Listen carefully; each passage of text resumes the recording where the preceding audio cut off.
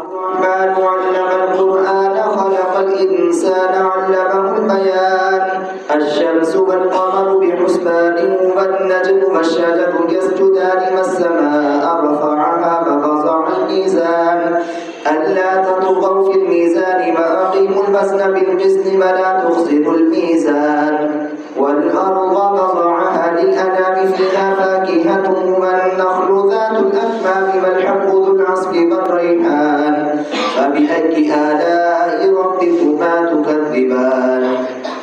خلق الإنسان من صلصال كالفخار وخلق الجان من مارج من نار فبأي آلاء ربكما تكذبان رب المشرقين ورب المغربين فبأي آلاء ربكما تكذبان مرج البحرين يلتقيان بينهما برزخ لا يبغيان فبأي آلاء ربكما تكذبان يخرج منهما اللؤلؤ والمرجان فبأي آلاء ربكما تكذبان وله الجبال المنشآت في البحر كالأعلام فبأي آلاء ربكما تكذبان كل من عليها فان ويبقى وجه ربك ذو الجلال والإكرام فبأي آلاء ربكما تكذبان يسأله من في السماوات والأرض كل يوم هو في شأن فبأي آلاء ربكما تكذبان سنفرغ لكم أيها الثقلان فبأي آلاء ربكما تكذبان يا معشر الجن والإنس إن استطعتم أن تنفذوا من أقطار السماوات والأرض فانفذوا لا تنفذون إلا بسلطان فبأي آلاء ربكما تكذبان يرسل عليكما شواظ من نار ونحاس فلا تنتصران فبأي آلاء ربكما تكذبان فإذا انشقت السماء فكانت وردة كالدهان فبأي آلاء ربكما تكذبان فيومئذ لا يسأل عن ذنبه إنس ولا جان فبأي آلاء ربكما تكذبان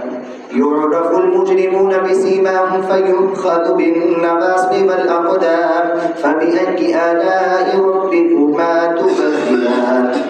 هذه جهنم التي يكذب بها المجرمون يطوفون بينها وبين حميم آن فبأي آلاء ربكما تكذبان بل من خاف مقام ربه جنتان فبأي آلاء ربكما تكذبان ذواتا أفنان فبأي آلاء ربكما تكذبان فيهما عينان تجريان فبأي آلاء ربكما تكذبان فيهما من كل فاكهة زوجان فبأي آلاء ربكما تكذبان متكئين على فرش بطائنها من استبرق وجنى الجنتين دان فبأي آلاء ربكما تكذبان فيهن قاصرات الطرف لم يطمثهن إنس قبلهم ولا جان فبأي آلاء ربكما تكذبان كأنهن الياقوت والمرجان فبأي آلاء ربكما تكذبان هل جزاء الإحسان إلا الإحسان فبأي آلاء ربكما تكذبان ومن دونهما جنتان فبأي آلاء ربكما تكذبان مدهامتان فبأي آلاء ربكما تكذبان فيهما عينان نضاختان فبأي آلاء ربكما تكذبان فيهما فاكهة ونخل ورمان فبأي آلاء ربكما تكذبان فيهن خيرات حسان فبأي آلاء ربكما تكذبان حور مقصورات في الخيام فبأي آلاء ربكما تكذبان لم يطمثهن إنس قبلهم ولا جان فبأي آلاء ربكما تكذبان متكئين على رفرف خضر وعبقري حسان فبأي آلاء